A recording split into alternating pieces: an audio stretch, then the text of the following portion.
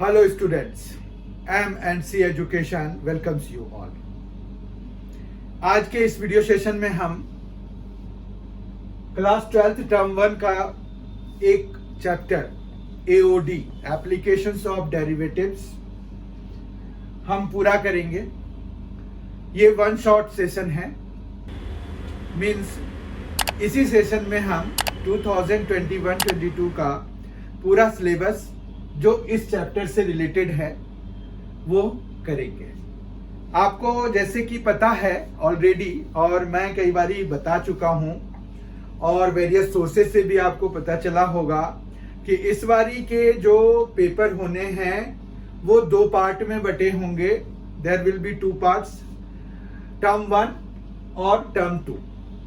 Term 1 में सिर्फ MCQs आएंगे और असर्शन रीजनिंग के क्वेश्चंस आएंगे और केस स्टडी बेस्ड क्वेश्चंस आएंगे। मतलब तीन तरह के क्वेश्चंस आएंगे टर्म 1 के पेपर में, जबकि टर्म 2 में आपका सब्जेक्टिव भी होगा, ऑब्जेक्टिव तो होगा ही होगा। ठीक है, और आपका जो परफॉर्मेंस है वो जज किया जाएगा इन दोनों ही टर्म के जो टर्म एंड एग्जामिनेशंस होंगे, जो कि 15 नवंबर से शुरू हो जाएंगे। 15 नवंबर से 15 दिसंबर के बीच में होना शेड्यूल्ड है। तो वो जो है दोनों, और 1 मार्च और अप्रैल के महीने में होंगे, तो दोनों के कलेक्टिव मार्क्स का एवरेज लेकर के वो बनाएंगे या कुछ सिस्टम इवॉल्व करेंगे जिसके हिसाब से वो आपके रिजल्ट को तैयार करेंगे। तो इसीलिए अब जो है टर्म 1 भी आपके लिए उतना ही इंपॉर्टेंट है जितना टर्म 2 होता था। और अभी तक जैसे है कि अभी जो है हमारे पास टर्म 1 में 3 तरह के आएंगे, जैसा अभी मैंने आपको बताया। उसमें एक तो स्टैंड अलोन MCQs होंगे। स्टैंड अलोन MCQs मतलब उसमें कोई पैराग्राफ या कुछ नहीं दिया हुआ होगा। एक होगा पैराग्राफ जिसमें दिया हुआ होगा, पैराग्राफ दिया होगा और उस पर बेस्ड 4 या 5 क्वेश्चंस आपको करने होंगे, वो भी MCQs ही होंगे। उनको CBSE ने टर्म दिया है केस स्टडी बेस्ड क्वेश्चंस। ठीक है, तो हम भी उसको केस स्टडी बेस्ड क्वेश्चंस ही मानकर के करेंगे और वो केस स्टडी बेस्ड क्वेश्चंस आएंगे आपको। उसके बाद एक तीसरा सेक्शन भी होगा जिसमें कि आपको assertion and reasoning based questions पूछे जाएंगे। तो उसमें आपको स्टेटमेंट्स दे देंगे और उसकी एक स्टेटमेंट दे दिया, उसकी रीजनिंग दे दिया, और उसके बाद आपको कंक्लूजन पूछेंगे कि इसका असर्शन सही है, रीजनिंग गलत है, इसका असर्शन गलत है, रीजनिंग सही है, इसके दोनों ही गलत है, इसके दोनों ही सही है। इस तरह के ऑप्शंस होंगे। पर मतलब इन शॉर्ट ये हुआ कि आपको असर्शन एंड रीजनिंग भी जो क्वेश्चंस होते हैं वो भी आपके MCQs में ही आते हैं। ठीक है, तो इस तरह से टोटली MCQs होना है। तो उसके पॉइंट ऑफ व्यू से जो भी सिलेबस है वो सारा हम कवर करने जा रहे हैं आज के इस सेशन में।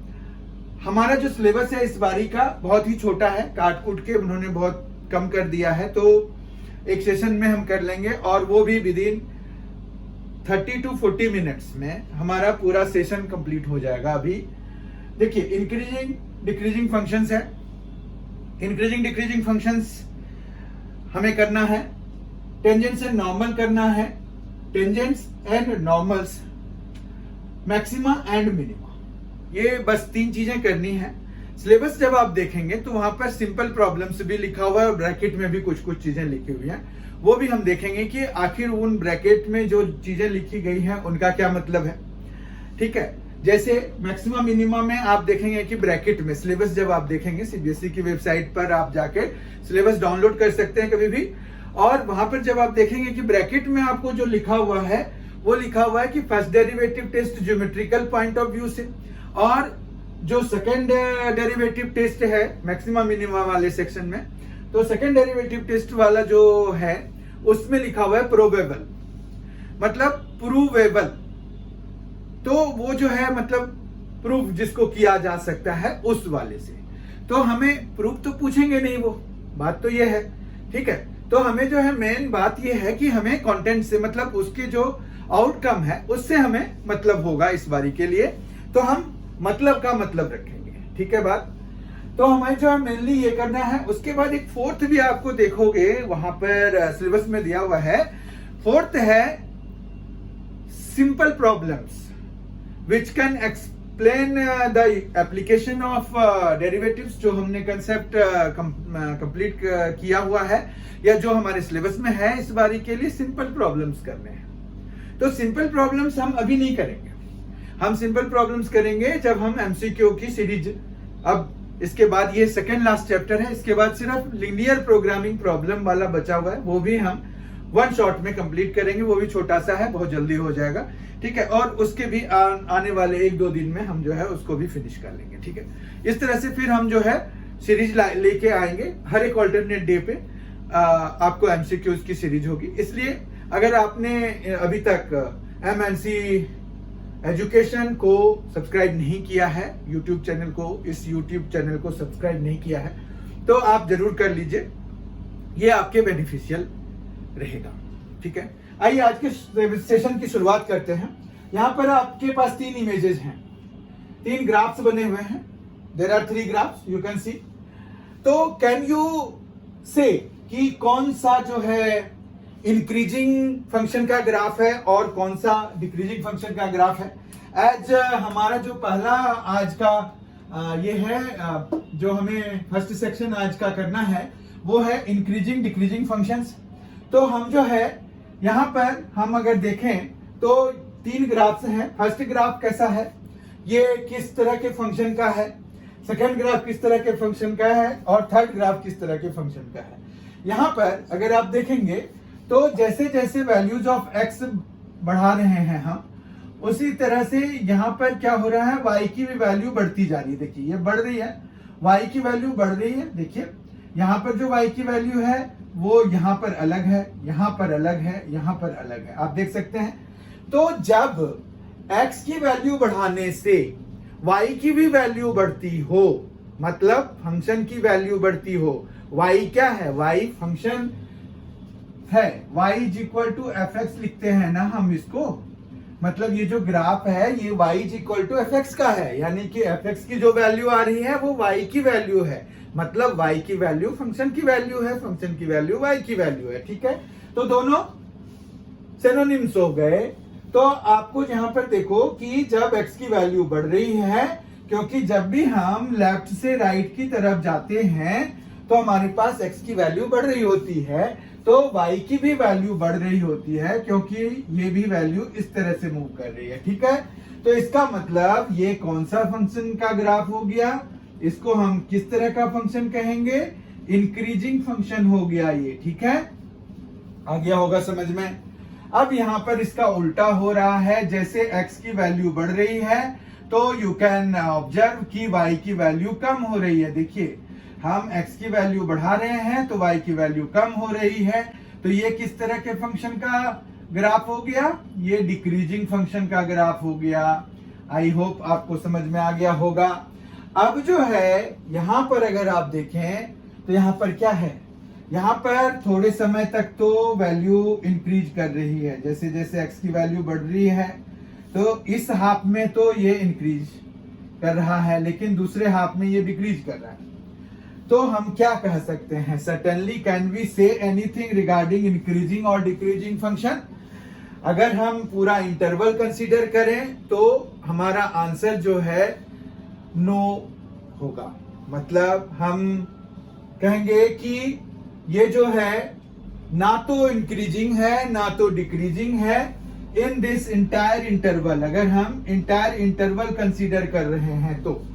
लेकिन ऐसा है कि अगर हम ऐसा इंटरवल कंसीडर करें जहां पर कि ये यहां से यहां तक ही हो रहा है, तो इस इंटरवल में तो हम देख रहे हैं कि जैसे जैसे वैल्यूज x की बड़ी होती जा रही है y की भी बढ़ रही है। तो यहाँ पर आधे इंटरवल में तो ये बढ़ रहा है, आधे इंटरवल में ये डिक्रीज कर रहा है, तो ये इंक्रीजिंग हो गया, आधे में डिक्रीजिंग हो गया। So in the entire interval we will say कि it is neither increasing nor decreasing, ठीक है, नीदर इंक्रीजिंग नॉर डिक्रीजिंग, ठीक है। अगर आप देखेंगे तो यहाँ पर एक और बात हो रही है कि इंक्रीज तो कर ही रहा है, डिक्रीज भी कर ही रहा है, तो भी हम जो है neither increasing nor decreasing use कर रहे हैं। तो यहाँ पर ना अगर हम एक और चीज यूज कर ले तो हमारा जो मैसेज है वो बहुत ही क्लियर हो जाएगा, और वो है अगर हम यहाँ पर एक वर्ड लगा दें, यहाँ पर एक वर्ड लगा दें, वो वर्ड कौन सा होगा? वो वर्ड होगा स्ट्रिक्टली। अगर हम ये बात कर दें कि भाई स्ट्रिक्टली इंक्रीज नहीं कर रहा है और ना ही स्ट्रिक्टली डिक्रीज कर रहा है, ठीक है, स्ट्रिक्टली इंक्रीजिंग या स्ट्रिक्टली डिक्रीजिंग हम लगा दें तो भी हमारा ये मैसेज ज्यादा क्लियर हो जाएगा, ठीक है। तो इस तरह से हमने ये देख लिया कि इंक्रीजिंग डिक्रीजिंग क्या है। अब देखो इंक्रीजिंग डिक्रीजिंग का हमारे लिए जो डिफरेंशिएशन में डेरिवेटिव के हिसाब से क्या मीनिंग हुआ। अब अगर यहां पर कोई भी पॉइंट ले लेते हो, मान रखो कि आपने यहां पर एक पॉइंट लिया है, इस पर आप टेंजेंट बनाओगे तो ये टेंजेंट जो है ना, एंगल जो बना रहा है एक्स एक्सिस के पॉजिटिव डायरेक्शन के साथ, वो ये है। पॉजिटिव डायरेक्शन ये वाला हुआ ना, ये पॉजिटिव डायरेक्शन हुआ, हालांकि ये नेगेटिव साइड में बन रहा है, लेकिन हम कहेंगे पॉजिटिव डायरेक्शन के साथ वाले एंगल को ये, अगर नेगेटिव वाले के साथ बनाना होगा तो ये वाला हमें लेना होगा, ये वाला एंगल लेना पड़ेगा, ठीक है। आपको समझ में आ रहा है? तो हम जो है यहाँ पर पॉजिटिव डायरेक्शन के साथ अगर हम एंगल देखें तो ये एंगल क्या है? ये एंगल है लेस देन 90 डिग्री, जिसको कि हम क्या कहते हैं? एक्यूट एंगल कहते हैं ना। तो हमारे पास ये एक्यूट एंगल बना रहा है, ओके। एक्यूट एंगल बना रहा है मतलब 90 डिग्री से कम बना रहा है, और जो हमारा स्लोप होता है वो tan थीटा होता है। आपने straight line chapter 10 in class 11th में किया हुआ है कि स्लोप जो है, कोई भी लाइन एक्स एक्सिस के पॉजिटिव डायरेक्शन के साथ जो एंगल बनाता है उसका tan थीटा होता है, ठीक है। तो हमारे पास ये एक्यूट एंगल हो गया। तो यानी कि अगर हम tan, ये अगर हम सपोज कर लें कि भाई थीटा बना रहा है, तो tan थीटा क्या हो जाएगा? ये ग्रेटर देन 0 हो जाएगा, मतलब पॉजिटिव हो जाएगा, ठीक है।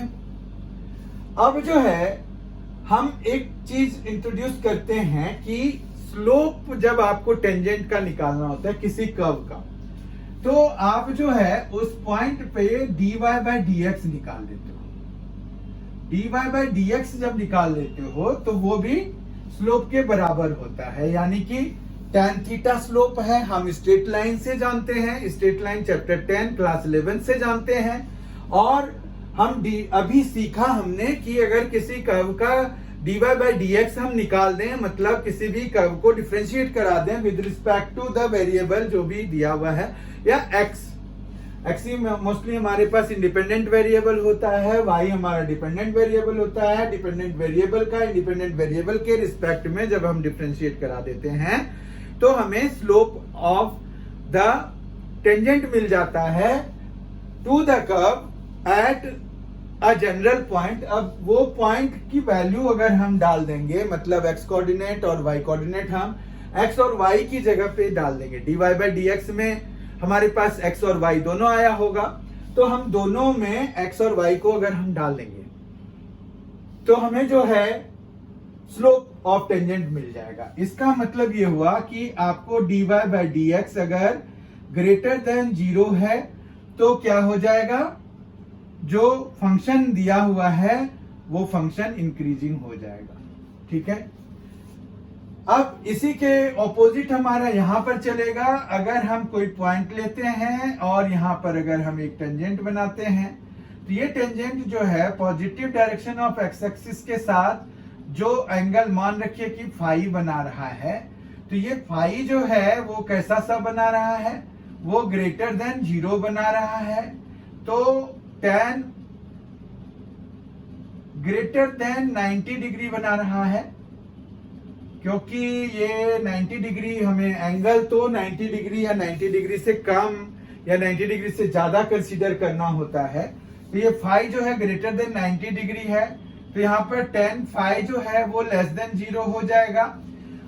अब यहाँ पर भी phi जो है ग्रेटर देन 90 डिग्री तो है, पर लेस देन 180 भी है ना। इसका मतलब ये हुआ कि जो हमें एंगल यहाँ पर phi बन रहा है वो हमें कैसा सा बन रहा है, वो बन रहा है ऑब्ट्यूस एंगल, और वो भी लेस देन 180, मतलब ऑब्ट्यूस एंगल बन रहा है, क्योंकि 180 को फिर हम स्ट्रेट एंगल कर देते हैं, और फिर 180 से लेकर 360 तक जो बन रहा होता है उसको हम रिफ्लेक्स एंगल कर देते हैं, 360 वाले को हम कंप्लीट एंगल कर देते हैं। इस तरह से ये ऑब्ट्यूस एंगल बन रहा है। तो आपको यहाँ पर ऑब्ट्यूस एंगल के हिसाब से अगर चलेंगे तो हमें जो है यहाँ पर क्या मिल रहा है, tan phi लेस देन 0 मिल जाएगा, और tan phi जब लेस देन 0 हो गया तो इसका मतलब है कि dy by dx क्या हो जाएगा, dy by dx will be less than 0।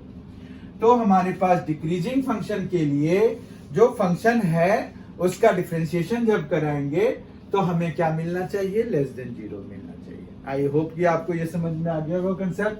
Increasing function क्या है, डिक्रीजिंग फंक्शन क्या है, क्यों होता है, वो भी हमने ज्योमेट्रिकली देख लिया। इसका मतलब ये है कि कोई भी फंक्शन आपको दिया हुआ है, आपको अगर ये पता करना है कि वो फंक्शन इंक्रीजिंग है या डिक्रीजिंग है, तो उसके लिए हमें क्या करना पड़ेगा, उसके लिए हमें जो डिफरेंशिएशन है, फंक्शन का डिफरेंशिएशन कर दीजिए, और उसके बाद हम जो है देख लेते हैं कि वो जो है हमारा क्या आ रहा है। ठीक है, जैसे मान रखिए कि आपके पास एक फंक्शन दिया हुआ है f(x) = 7x - 11। ठीक है, अब ये कैसा सा फंक्शन है, मतलब इंक्रीजिंग फंक्शन है या डिक्रीजिंग फंक्शन है, आपको क्वेश्चन में ये पूछा गया है। तो आप जो है इसका डिफरेंशिएशन करा दीजिए, f(x) निकाल दीजिए, तो वो 7 आ रहा है जो कि ग्रेटर देन 0 हो जाएगा। ठीक है, तो इसका मतलब है therefore f(x) is, यहां पर एक वर्ड यूज करेंगे strictly increasing on the set of real numbers. Strictly increasing on R set of real numbers को हम इस तरह से डिनोट कराते हैं। अब यहां पर स्ट्रिक्टली क्यों यूज किया, क्योंकि यहां पर 7 जो है क्लियर कट बात है कि 7 हमेशा 0 से बड़ा होगा, 0 के बराबर होने का कोई चांस नहीं है। ठीक है, इसीलिए हमारे पास ये स्ट्रिक्टली इंक्रीजिंग होगा। आप जब इसका ग्राफ बनाएंगे तो ये एक स्ट्रेट लाइन बनता है, और आप देखेंगे कि जैसे जैसे वैल्यूज ऑफ x जो है हम बढ़ाते जाते हैं तो हमें इसकी वैल्यू बढ़ती जाती है। ठीक है, शुरुआत में जैसे अगर आप 0 लेंगे तो ये नेगेटिव में आएगा, 1 लेंगे तो भी ये नेगेटिव में होगा, 2 लेंगे तो ये पॉजिटिव में आ जाएगा, यानी कि बढ़ रहा है। तो हमारे पास ये जो है ये स्ट्रिक्टली इंक्रीजिंग ऑन आर हो गया। ठीक है, आपको यहाँ पर इसको पता करने के अलावा और भी क्वेश्चंस आएंगे जिसमें कि आपको इंटरवल निकालने होंगे। इंटरवल निकाल करके ये पता करना होगा कि किस इंटरवल में ये फंक्शन जो है स्ट्रिक्टली इंक्रीजिंग है, किसमें स्ट्रिक्टली डिक्रीजिंग है, या सिंपली इंक्रीजिंग है या सिंपली डिक्रीजिंग है। अब स्ट्रिक्टली इंक्रीजिंग जब भी होगा तो आपको जो है ओपन ब्रैकेट यूज करना होगा, क्योंकि हम वो वैल्यू जो बॉर्डर वाली वैल्यूज हैं वो हम इंक्लूड नहीं कराते हैं, क्योंकि वो ऐसी वैल्यूज होती हैं जिस पर कि dy by dx 0 हो जाती है। ठीक है, तो हम जो है एक और एग्जांपल लेके समझने का प्रयास करते हैं कि हमें कैसे सब इंटरवल्स बनाने होते हैं, कैसे हम सब इंटरवल्स निकालते हैं कि जहां पर कि फंक्शन जो है स्ट्रिक्टली इंक्रीज कर रहा हो या स्ट्रिक्टली डिक्रीज कर रहा हो। ठीक है, तो यहाँ पर जैसे f(x) = मान रखिए कि आपके पास x² - 3x + 5 दिया हुआ है, कोई प्रॉब्लम नहीं है। अब अगर आपने इसको डिफरेंशिएट करा दिया, differentiating both sides with respect to x, we get, तो यहां पर क्या हो जाएगा, f(x) हो जाएगा, यह आ जाएगा 2x - 3 = 0 कर दीजिए फटाफट, और उसको गिव्स लिख दीजिए। ये प्रोसीजर है, ये तरीका है, ये बहुत ही एलिगेंट वे ऑफ डिसाइडिंग है कि कोई भी फंक्शन जो आपको गिवन है वो किस इंटरवल में इंक्रीज करेगा या किस इंटरवल में डिक्रीज करेगा। ठीक है, तो यहाँ पर 2x माइनस 3 हो गया, इक्वल टू 0 से हमें क्या मिलेगा, x इज इक्वल टू 3/2 मिलेगा। फिर हम नेक्स्ट क्या करते हैं, एक नंबर लाइन बना लेते हैं। ठीक है, एक नंबर लाइन बना लीजिए। नंबर लाइन सिंपल जो हम बनाते हैं, जैसे वहां पर 0, 1, 2, 3 इस तरह से, इधर भी -1, -2, -3 इस तरह से हमने बना लिया। अब जो है यहाँ पर 3/2 यहाँ पर लाई करेगा। ठीक है, क्योंकि ये 1.5 हो गया, 3/2 इज 1.5, तो 1.5 से बड़ी वैल्यू हम ले लेंगे इसमें। 1.5 से जब आप बड़ी वैल्यू लेंगे तो आप देखेंगे कि आपको यहाँ पर sign of F dash X क्या मिल रहा है। Sign of F dash X पता करना है, मतलब एफ प्राइम एक्स पता करना है। इस ये जो हम डैश टाइप लगा रहे हैं इसको प्राइम कहते हैं। ठीक है, तो हम एफ प्राइम एक्स का जो है साइन पता करना चाह रहे हैं कि जब हम 3/2 से बड़ी वैल्यू लेते हैं, जैसे 2 ले सकते हैं, 3 ले सकते हैं, 4 ले सकते हैं और इनके बीच की कोई भी वैल्यू ले सकते हैं, तो हम 2 ले लेते हैं। कन्वीनियंट वैल्यूज लेने का हम प्रयास करते हैं। तो यहाँ पर 2 जब डाला हमने तो यहाँ पर 2 2 जब 4 -3 तो 1 आ रहा है जो कि बड़ा है, यानी कि इस रेंज में क्या हो जाएगा, ये प्लस आ रहा है। ठीक है, तो ये पॉजिटिव आ रहा है, कोई दिक्कत नहीं है। जबकि अगर आप यहां पर देखेंगे कि क्या हो रहा है, -1, -2, -3, या फिर यहाँ 1 भी लेंगे तो भी चलेगा, 1 ले लीजिए। देखिए 2 × 1 -3 तो माइनस में आ गया, तो यानी कि ये जो है इस 3/2 से पहले, अगर हम 3/2 से पहले की कोई वैल्यू लेते हैं तो हमें एफ डैश एक्स, वहां पर sign of F dash X जो है नेगेटिव आता है, जबकि 3/2 से बड़ा लेते हैं, बड़ी वैल्यू लेते हैं तो हमें जो है प्लस साइन आता है।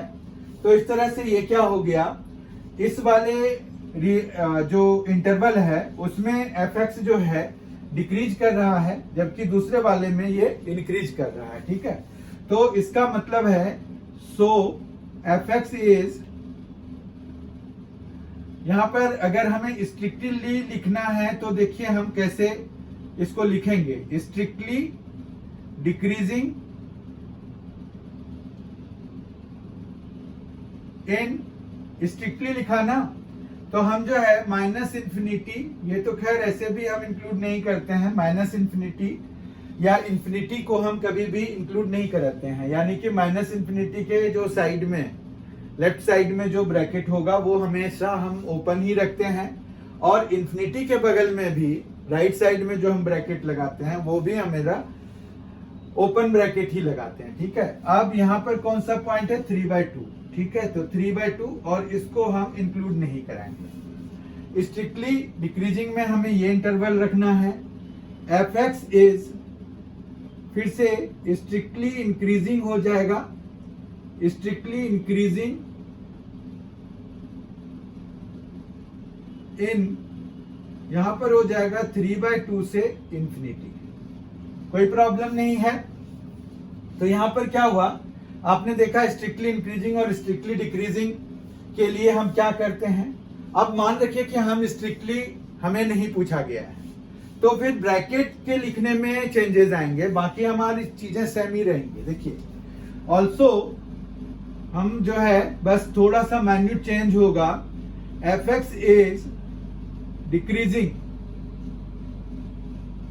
F x is decreasing in, यहां -∞ अभी बताया कि इसको तो हम ऐसे भी इंक्लूड नहीं कराते हैं, बट 3/2 को हम इंक्लूड कराते हैं, इंक्लूड कराने का ये मतलब हुआ। ठीक है, और उसके बाद F x is increasing in, यहां पर 3/2 अब हमारा इंक्लूडेड होगा और इंफिनिटी को तो हम इंक्लूड करते नहीं हैं। तो इस तरह से हमारे पास ये बनेगा। समझ में आया कि इंक्रीजिंग डिक्रीजिंग फंक्शन क्या होता है, हाउ वी डिसाइड, मतलब dy/dx हम निकालते हैं। वहां पर देखिए sign of F dash X निकालने का मतलब क्या हुआ, हम dy/dx का पता करना चाहते हैं कि वो ग्रेटर देन 0 है या लेस देन 0 है। मतलब ये हुआ माइनस में आ रहा है तो लेस देन 0 हो गया, अगर प्लस में आ रहा है ग्रेटर देन 0 हो गया, इक्वल टू 0 से तो हम ये वैल्यू निकालते हैं, ठीक है। तो आपने दोनों ही देख लिया। कई बार क्या होगा कि फंक्शन को जब आप डिफरेंशिएट कराएंगे तो आपको वैल्यू ऐसे ही मिल जाएगी, तो वो कब होगा, जब आपके पास लीनियर फंक्शन दिया होगा। क्वाड्रेटिक फंक्शन अगर होगा, जैसे ये दिया हुआ है, it is a quadratic function because it has degree 2, तो हम जो है जब डिफरेंशिएट कराएंगे तो हमारे पास x की कोई वैल्यू आएगी हमारे पास, मतलब वो जो है एक लीनियर इक्वेशन बनेगा, क्योंकि डिफरेंशिएशन के बाद किसी भी फंक्शन की डिग्री में 1 की कमी आती है, 1 डिग्री कम हो जाता है, पर 1 डिग्री कम होता है। तो quadratic will become linear, linear will become constant, cubic will become quadratic. तो क्यूबिक के केस में आपके पास x की 2 वैल्यूज आ जाएंगी। तो जब आप ये प्रोसीजर लगाएंगे तो वहां पर सब इंटरवल्स जो है 2 से ज्यादा आ जाएंगे। यहाँ पर अभी 2 हैं इंटरवल्स, देखिए, तो वहां पर 2 से ज्यादा मतलब 3 आ जाएंगे, क्योंकि आपके पास x की 2 वैल्यूज आ जाएंगी। तो आप जब x की वैल्यू 2 लोगे तो आपके पास 3 इंटरवल्स बन जाएंगे ना, ठीक है। तो आप समझ गए होंगे कि इंक्रीजिंग डिक्रीजिंग में हमें करना क्या है। ओके, अभी हमने वाइल इंट्रोडक्शन जो है, at the time of introduction हमने एक चीज देखा था कि जो फंक्शन हमें दिया हुआ है, अगर हम उसको डिफरेंशिएट कराते हैं विद रिस्पेक्ट टू x तो हमें स्लोप ऑफ टेंजेंट मिल जाता है, ठीक है।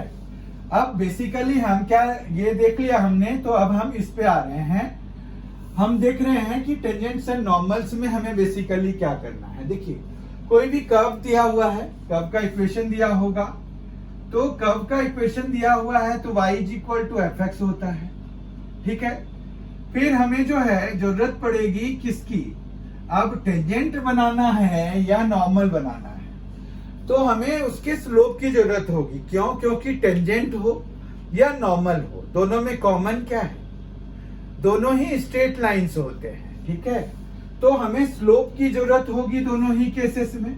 तो मान रखिए कि स्लोप अगर हमें निकालना है तो हम स्लोप निकालते हैं कैसे, dy बाय dx करके, मतलब f डैश x करके, f प्राइम x करके हम डिफरेंशिएट करके हम स्लोप ऑफ टेंजेंट निकालते हैं। तो ये स्लोप ऑफ टेंजेंट निकलेगा, ठीक है बात,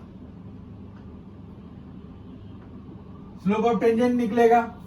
अब जो है आपके पास अगर पॉइंट दिया हुआ होगा, आपके पास 2 चीजें होंगी, या तो पॉइंट दिया हुआ होगा या स्लोप की वैल्यू दी होगी। तो हमारे पास अगर मान रखिए कि पॉइंट दिया हुआ है, पॉइंट गिवन है, और यहां पर क्या है कि स्लोप गिवन है,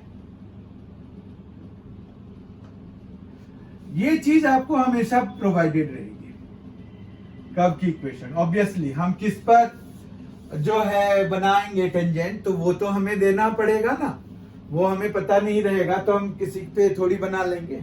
तो कर्व की इक्वेशन तो हमें हमेशा प्रोवाइडेड रहेगी। ये काम आपको अपने से करना है। स्लोप ऑफ द टेंजेंट निकालने के लिए आप उस जो भी कर्व दिया हुआ है उसको डिफरेंशिएट कर दीजिए। अब आपके पास 2 केसेस हो जाएंगे, एक ये, या तो आपको पॉइंट दिया हुआ रहेगा या फिर आपको स्लोप दिया हुआ रहेगा, ठीक है। आपको अगर पॉइंट दिया हुआ है तो आपको स्लोप निकालना पड़ेगा। स्लोप हम कैसे निकालेंगे, बाय पुटिंग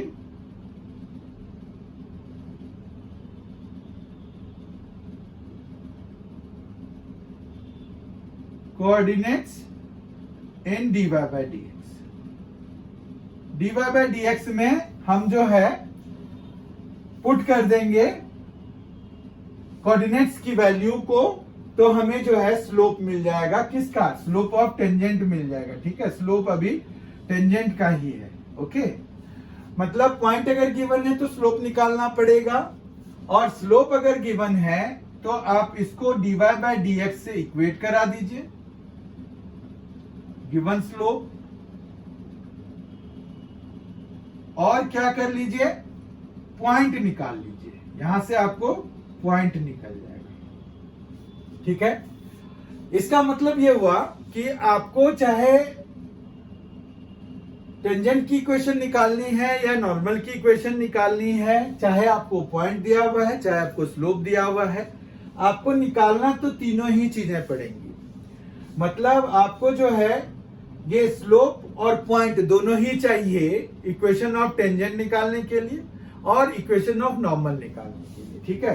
तो जैसे देखिए, अब हम क्यों चाहिए, क्योंकि हमारे पास टेंजेंट हो या नॉर्मल हो, टेंजेंट हो या नॉर्मल हो, ये दोनों हैं तो लाइन ही। अब लाइन की इक्वेशन क्या होती है हमारे पास, y minus y one is equal to m into x minus x one. तो ये पॉइंट स्लोप फॉर्म हम लगाएंगे, तो हमें पॉइंट चाहिए होगा और स्लोप चाहिए होगा, और दोनों ही चाहिए होंगे। मतलब जब तक दोनों नहीं मिलेंगे तो हम नहीं बना पाएंगे। लेकिन आपको क्या करेंगे, वो कर्व देंगे और इनमें से कोई एक चीज देंगे, पॉइंट देंगे या स्लोप देंगे। आप उसको यूज करके, ये जो अभी बताया गया, एक्सप्लेन किया गया, उसको यूज करके आप दूसरी चीज निकाल लेंगे। जैसे पॉइंट दिया हुआ है तो स्लोप निकाल लेंगे, स्लोप दिया हुआ है तो पॉइंट निकाल लेंगे, ठीक है। और फिर यहाँ पर वैल्यूज लगा देंगे। m क्या है, m यहाँ पर dy बाय dx है, तो आपको जो है यहाँ पर क्या मिल जाएगा, इक्वेशन ऑफ टेंजेंट मिल जाएगा, ठीक है। इक्वेशन ऑफ टेंजेंट मिल गया ये। अब जो है, अगर मान रखिए कि आपको इक्वेशन ऑफ नॉर्मल कहते हैं निकालने के लिए, तो क्या करेंगे, इक्वेशन ऑफ नॉर्मल के लिए आपको जो भी स्लोप आया है, मान रखिए m आया है स्लोप ऑफ टेंजेंट, ठीक है। स्लोप ऑफ टेंजेंट को अगर हमने m से डिनोट करा दिया तो हमारे पास स्लोप ऑफ नॉर्मल पहले क्या निकलेगा, स्लोप ऑफ नॉर्मल जो है वो निकल जाएगा -1/m, अगर m हमारा स्लोप ऑफ टेंजेंट है तो, ठीक है। और फिर बाकी हमारा इक्वेशन सेम ही रहेगा, खाली क्या हो जाएगा, इक्वेशन ऑफ नॉर्मल के लिए हम क्या करेंगे, वो हो जाएगा y minus y one is equal to -1/m x minus x y. तो ये हमारा हो जाएगा, प्रोवाइडेड ये जो m है आपको कंफ्यूज ना करे, m हमारा स्लोप ऑफ टेंजेंट है, ठीक है। तो टेंजेंट का आप पहले स्लोप निकाल लेंगे और फिर स्लोप ऑफ नॉर्मल के लिए उसका नेगेटिव रेसिप्रोकल मतलब -1/m निकाल लेंगे, तो आपको स्लोप ऑफ नॉर्मल मिल जाएगा और इक्वेशन ऑफ नॉर्मल भी इस तरह से हमें मिल जाएगा, ठीक है। तो यहाँ पर जो है हम पॉइंट स्लोप फॉर्म लगाते हैं और ये है पूरा प्रोसीजर। आप कॉपी कर लीजिए, वीडियो को पॉज करके कॉपी कर लीजिए और अच्छी तरह से इसको समझ लीजिए। इसमें कोई भी कंफ्यूजन है तो आप जो है पूछ सकते हैं। अब हम आ जाएंगे आज के आखिरी सेशन पे, आखिरी सेक्शन पे। आखिरी सेक्शन है हमारा मैक्सिमा मिनिमा। ऐसे तो ये मैक्सिमा मिनिमा जो है इसमें यूजुअली बड़े बड़े क्वेश्चंस होते हैं, ठीक है। लेकिन आपको इस बारी एमसीक्यूज आना है तो वरी नॉट, बहुत ही इजी क्वेश्चंस आने वाले हैं।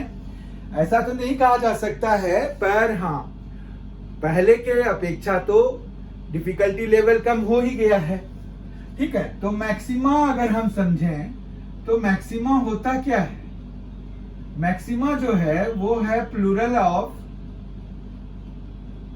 मैक्सिमा,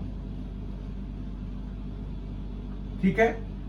और मिनिमा भी इसी तरह से प्लूरल ऑफ मिनिमम हो जाएगा, आपको इसको समझने में दिक्कत नहीं है।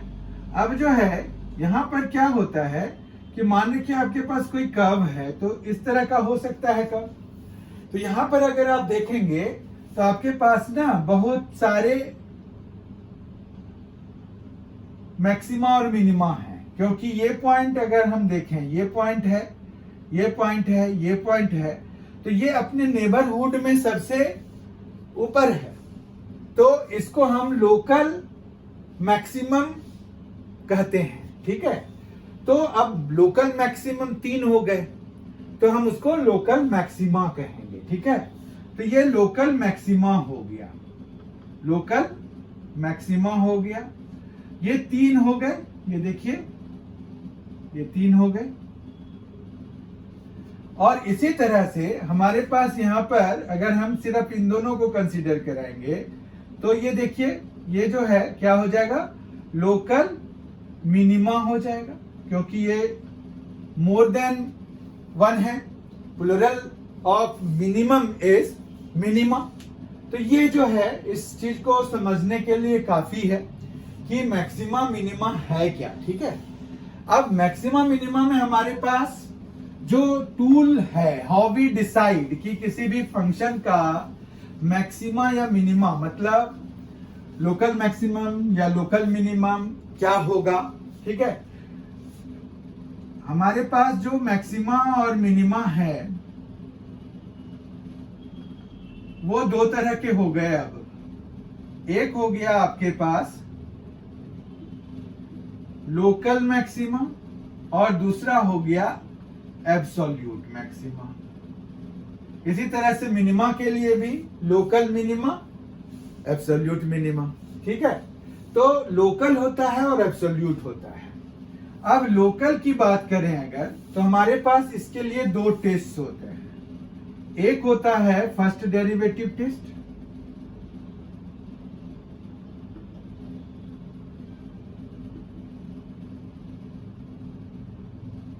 दूसरा होता है सेकंड डेरिवेटिव टेस्ट।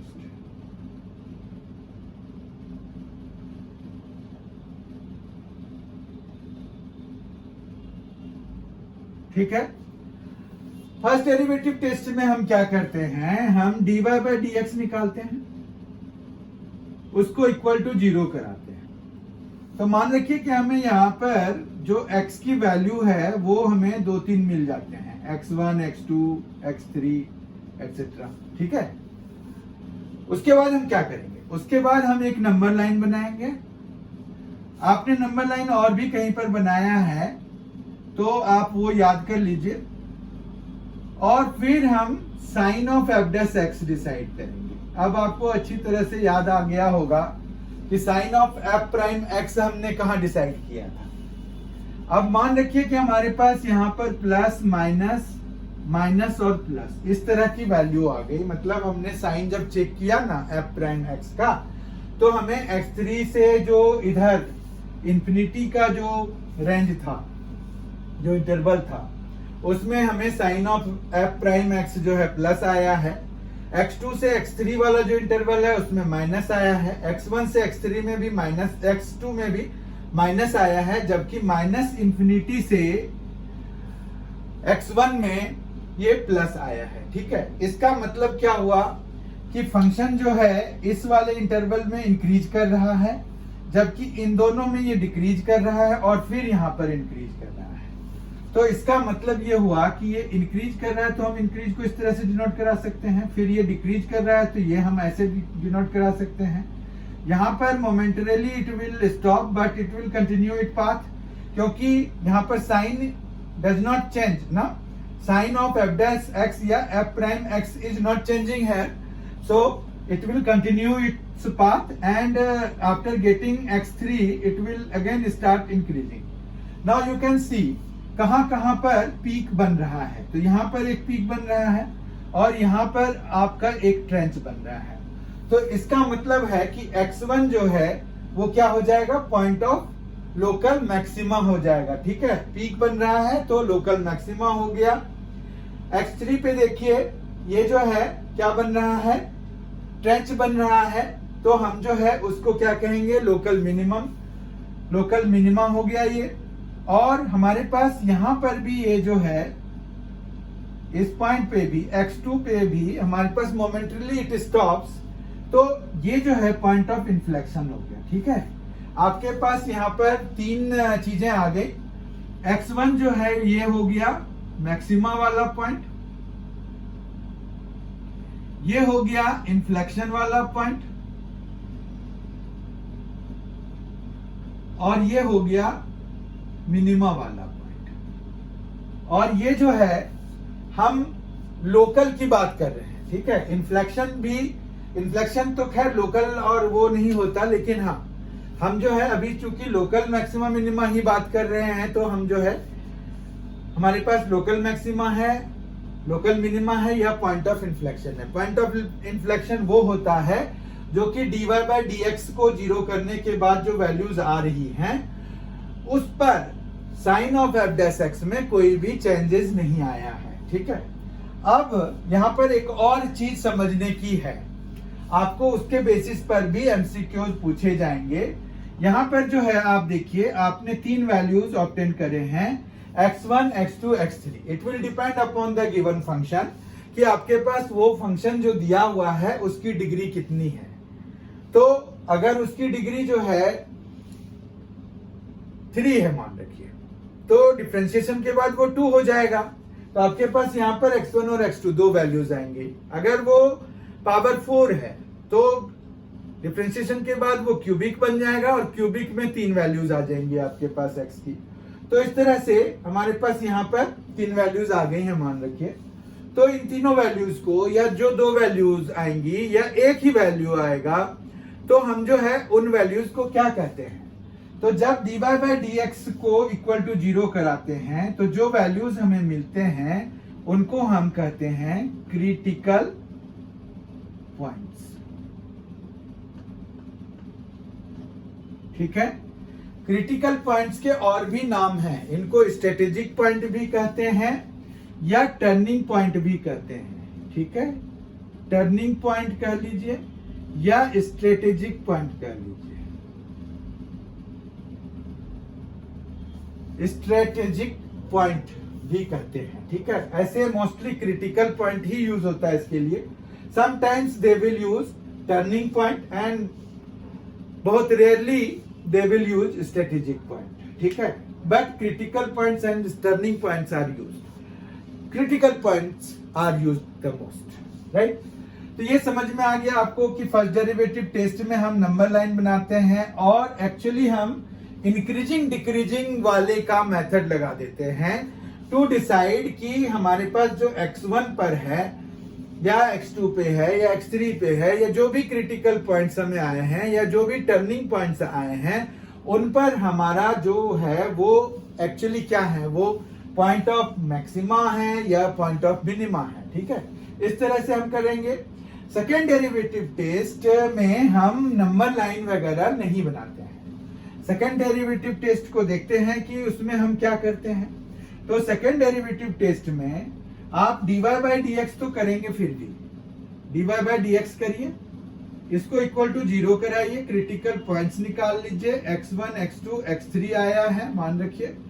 ठीक है, फिर आप ना d2y ओवर dx स्क्वायर निकाल लीजिए। व्हाट डज दिस मीन, आप जो है सेकेंड ऑर्डर डेरिवेटिव निकाल रहे हैं। f डबल प्राइम x हो जाएगा, ये f डबल प्राइम x निकाल लिया।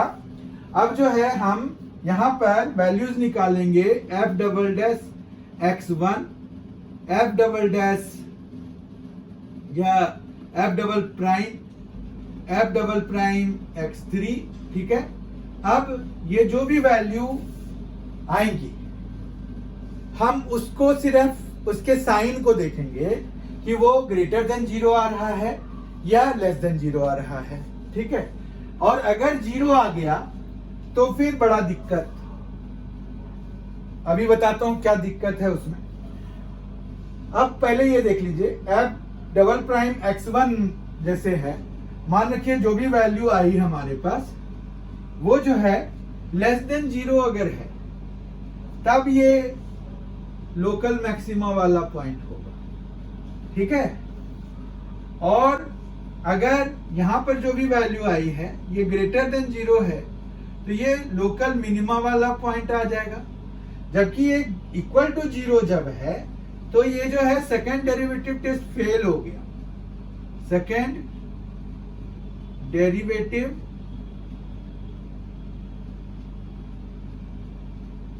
टेस्ट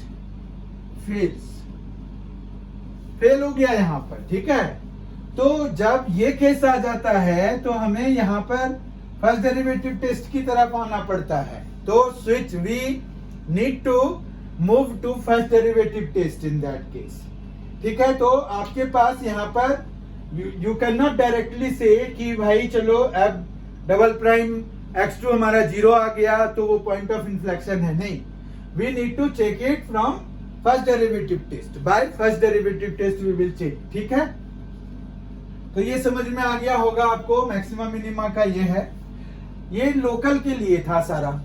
अब जो है एब्सोल्यूट के लिए हमें क्या होता है, एब्सोल्यूट में हमें fx के साथ में एक इंटरवल देंगे और वो यूजुअली क्लोज्ड इंटरवल होता है। ठीक है, फिर हम क्या करते हैं, एफ डैश एक्स इसमें भी निकालते हैं, मतलब एफ प्राइम एक्स निकाला, इसको इक्वल टू 0 भी करा दिया, मतलब क्रिटिकल पॉइंट इज इंपॉर्टेंट है। ऑल्सो क्रिटिकल पॉइंट्स हमें यहाँ पर भी निकालने हैं, मतलब क्रिटिकल पॉइंट्स आर इंपॉर्टेंट।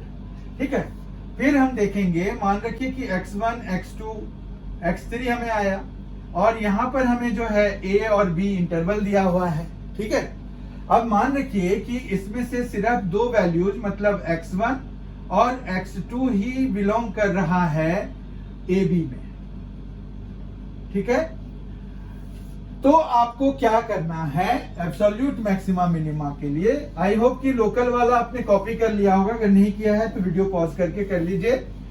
आप जो है अब हम कर रहे हैं एब्सोल्यूट मैक्सिमा मिनिमा के लिए काम। तो एब्सोल्यूट मैक्सिमा मिनिमा में हम जो बेसिकली कर रहे हैं वो ये है कि हमने क्रिटिकल पॉइंट निकाल लिया, फिर हमने देखा कि जो हमें इंटरवल प्रोवाइडेड थे ना, उस इंटरवल में x1 और x2 ही दो वैल्यूज हैं जो कि लाई कर रहे हैं। ठीक है, फिर हम अब fx1 निकालेंगे, fx2 निकालेंगे, fa निकालेंगे और fb निकालेंगे। ठीक है, मान रखिए कि हमने इनको असेंडिंग ऑर्डर या डिसेंडिंग ऑर्डर में लगाया और हमें जो है यहां पर इस तरह से आया कि fx1 is less than fb is less than fa is less than fx2। ठीक है, तो आपके पास यानी कि x1 पे फंक्शन की वैल्यू सबसे कम है उस इंटरवल में और x2 पे सबसे ज्यादा है। तो इसका मतलब ये हुआ कि ये जो है एब्सोल्यूट मैक्सिमा हो गया और ये एब्सोल्यूट मिनिमा हो गया। ठीक है, तो ये एब्सोल्यूट मिनिमा और ये एब्सोल्यूट मैक्सिमा।